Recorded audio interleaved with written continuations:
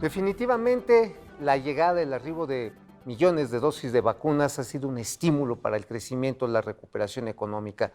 Y definitivamente, ¿quién mejor para hablar de ello que el subsecretario Gabriel Llorio, nuevamente aquí en la Bienvenido al Villanera? Muchas gracias. subsecretario de Hacienda y Crédito Público, Gabriel Llorio. ¿Cómo vamos con las vacunas y cómo lo estamos pagando? Eso siempre fue una incógnita que muchos traíamos de cómo los vamos a pagar. Se hizo un fondito, ¿no? De 4,000 y tantos millones de dólares. Sí, son dos preguntas. Puedo tratar de... La primera es, una parte importante de los recursos que se están usando para pagar las vacunas provienen de algunos de los fideicomisos que fueron concentrados en la tesorería y no necesariamente están reflejados en el presupuesto, pero esto sirvió para tener los productos, mejor dicho, los recursos rápido, para poder hacer las transferencias rápido y pagar también los contratos de manera muy rápida. A la fecha se han hecho pagos por cerca de 35,000 millones de 35,000 millones de pesos y son parte de los contratos y de las vacunas que ya hemos estado recibiendo. Y ahora, ¿cómo vamos con las vacunas? Sí, ¿cómo vamos? Ahí siempre lo hemos dicho, usualmente vamos muy bien comparado con otros países y tenemos dos restricciones. Una es qué tan rápido podemos recibir las vacunas, pero la otra es también qué tan rápido podemos implementarlas o ponerlas, ¿no? Entonces la Secretaría de Salud ya ha demostrado que puede poner 1 millón de vacunas por día y esa es la velocidad que podemos alcanzar conforme las vayamos recibiendo. Ahora, Perdón, para este año tú has hecho una serie de proyecciones, podríamos decir, que conforme se va aplicando la vacuna, también se va reabriendo la economía, tenemos expectativas de crecimiento económico diferenciadas. Cuéntanos un poco. Sí, las expectativas de crecimiento las hemos venido revisando cada vez que tenemos información cuantitativa que nos permite hacer una contabilidad de crecimiento. Y es cuando sentimos que hay suficiente información para hacer una revisión estadística. O sea, usamos usualmente modelos cuantitativos y solamente para darles un contexto, hace un par de meses esperábamos que la economía creciera 4.6. Esa fue una de las expectativas de crecimiento que incluimos en el documento de precriterios. Ajá, Sin embargo, el crecimiento... de abril, ¿no? Que presentamos en abril, efectivamente. Sin embargo, el crecimiento durante el primer trimestre fue mucho mejor de lo que se esperaba. Si recordamos, el INEGI, la cifra preliminar había sido 0.4, terminó en 0.8. También el primer jalón de crecimiento que vimos vino del sector externo, vino por la expectativa de crecimiento entre Estados Unidos y China también.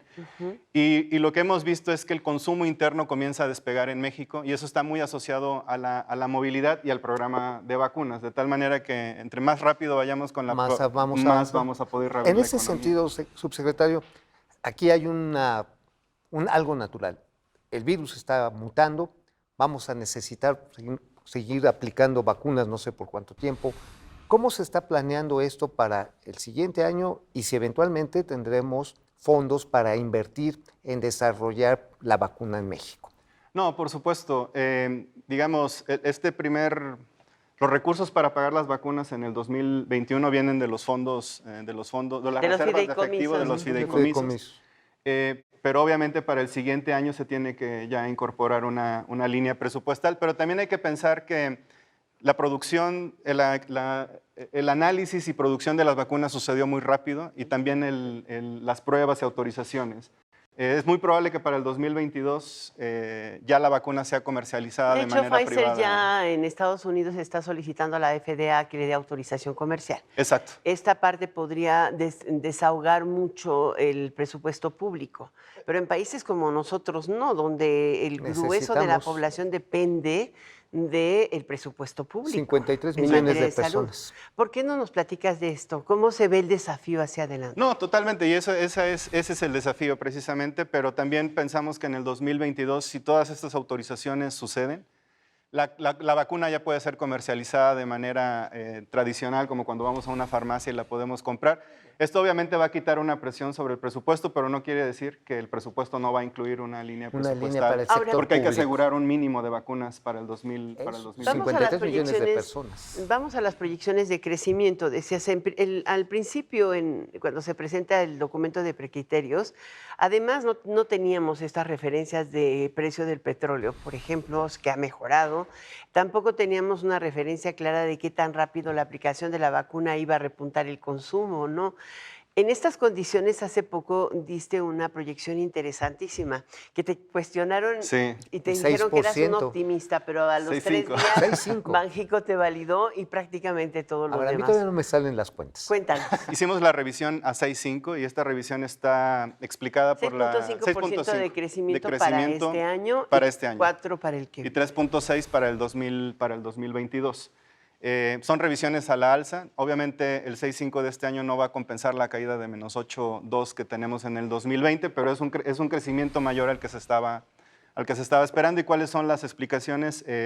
La revisión, un mejor PIB trimestral durante el primer trimestre. También tenemos mayor consumo interno. No teníamos tampoco claridad o visibilidad sobre el programa de entregas de vacunas. Ahora ya lo tenemos con más claridad. Entonces sabemos y hemos visto también el ritmo de vacunación. Es muy probable que en agosto las personas arriba de 40 años ya estén vacunadas, profesores, doctores y doctoras, enfermeras, enfermeros. Y eso va a permitir reabrir, por ejemplo, las escuelas. El presidente ya también dio una cifra. Lo que estamos pensando es que la movilidad se va a incrementar y ya lo estamos observando. El flujo de pasajeros en aeropuertos se está incrementando, también se está incrementando la movilidad. Y esos son los elementos que hemos incorporado para hacer la revisión de 6.5 para el cierre de este año. Ahora, ¿cómo Sí, cómo porque podemos hacer por la esa parte de la contabilidad? inversión pública y privada, que ha sido uno de los factores que no ha permitido una expansión más sólida y La pública sí, la diversificada. privada no. Y diversificada, ¿no? Porque hay sectores que están creciendo, pero hay otros que... Exacto, y es lo que llaman una recuperación con dos velocidades. Hay sectores que todavía siguen rezagados, que tienen que ver con proximidad social y tienen que ver también con empresas vinculadas a empresas de proximidad social. Como servicios, ¿no? Servicios, Espectáculos, espectáculos, restaurantes. turismo, hospedaje Los temporal. antros, digo, me han contado Es lo que mismo. nadie va a las cantinas.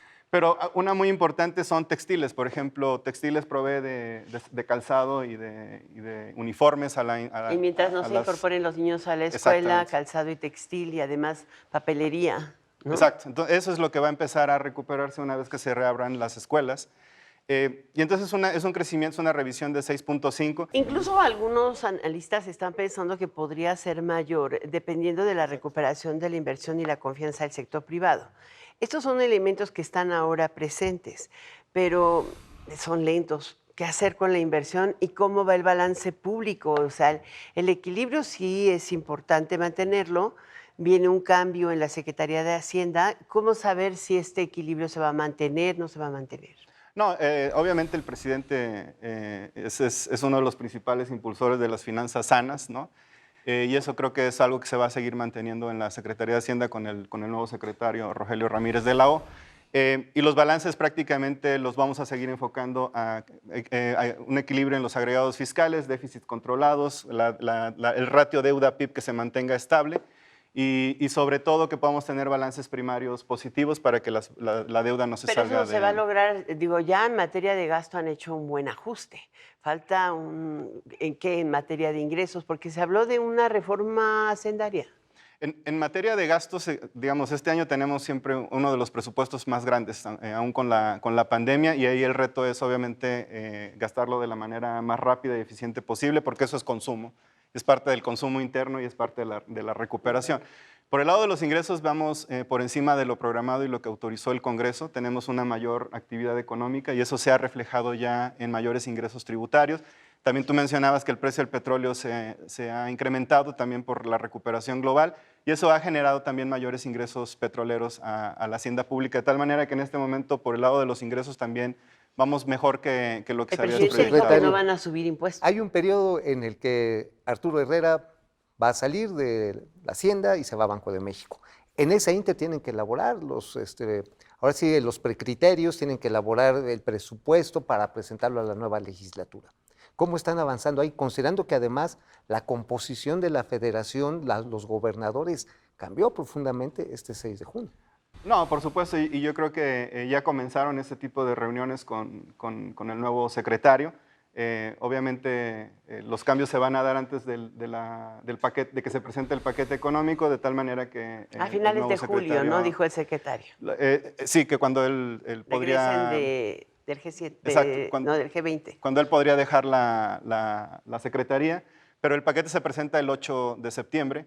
de tal manera que antes el nuevo secretario Rogelio Ramírez de Lo tendrá que ya participa en estas reuniones y obviamente va a participar en el diseño de la... O sea, ya está involucrado en el... O sea, Vamos a hablar totalmente. de impuestos, ¿no? Y sobre todo del acuerdo que este fin de semana se alcanzó en el G7 y que se supone se tendría que ratificar en el Grupo de los 20 a mediados de julio en Italia, ¿no? En la reunión de Italia en Venecia. ¿A qué se refieren cuando se establezca un impuesto corporativo mínimo? ¿Es solamente a multinacionales digitales?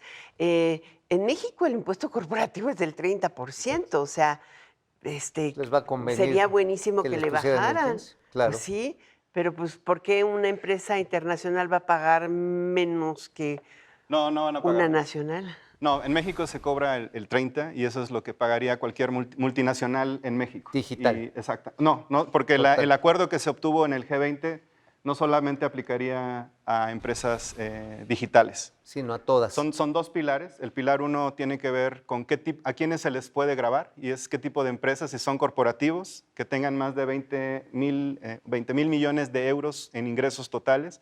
Pero no necesariamente son las digitales, también puede haber no digitales en ese sentido. Las mayores son digitales. Y luego hay un pilar 2, que es el impuesto mínimo corporativo. Este impuesto es el del 15%. ¿Sí? Eso lo que indica es que cuando menos los países hemos acordado que solamente se va a cobrar cuando menos el 15%. Cuando menos. Pero es para evitar una carrera de reducción en las tarifas. En realidad eso es lo que ha facilitado el que estas multinacionales se vayan a otros lados. Sí, el arbitraje fiscal, ¿no? Y también hay, yo creo, una preocupación, si me permiten muy rápidamente. Muchos países saliendo del COVID incrementaron sus niveles de endeudamiento y muchos de ellos, México no es el caso, están pensando en subir algunos impuestos. México Estados no los va a Unidos, subir. ¿no? Estados Unidos está pensando. Nuestro vecino inmediato. Entonces El están presidente tratando dijo de... que, justamente en el anuncio del cambio de secretarios, el presidente dijo que no iba a haber incremento de impuestos, pero finalmente nuevos también se impuestos? dijo que podría haber una reforma fiscal en este periodo que viene. Sí, el presidente ha dado lineamientos muy claros del tipo de reforma fiscal que espera. Es una reforma que debe de seguir combatiendo la ilusión, la evasión y la defraudación fiscal.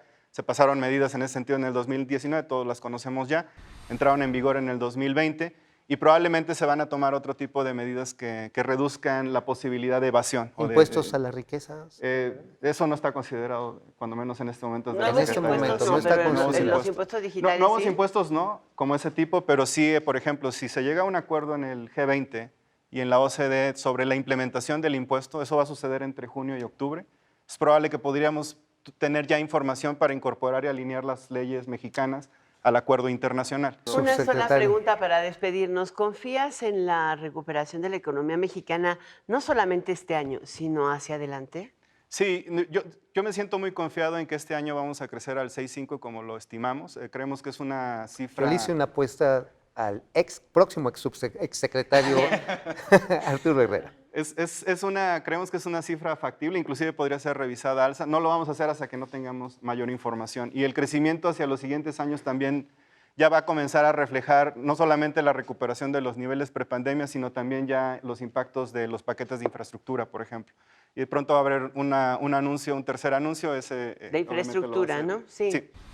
Y también va a haber una recuperación más acelerada global. Y ya lo estamos viendo, los precios de los commodities como petróleo, cobre se están incrementando muy rápido. Eso es por un incremento en la demanda y está asociado a la Pues recuperación. hay que aprovechar esa recuperación. Muchísimas gracias al subsecretario Gabriel Llorio por estar con nosotros en esta Gracias, billete. subsecretario. Bueno, vamos a mantener la apuesta. Muy bien.